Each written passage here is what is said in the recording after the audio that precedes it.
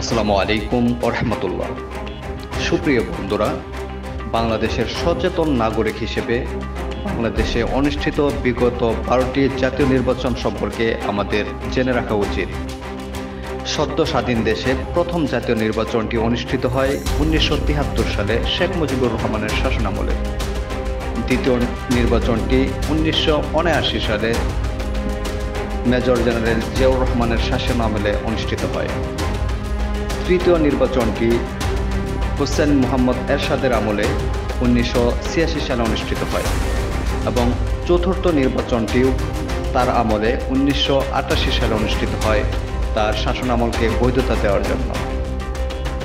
স্বৈরশাসক হুসাইন মোহাম্মদ এরশাদের পতনের পর তত্ত্বাবধায়ক সরকারের আমলে প্রথম নির্বাচনটি অনুষ্ঠিত হয় 1991 সালে, যেটি জাতীয় সংসদ নির্বাচন পঞ্চমতম।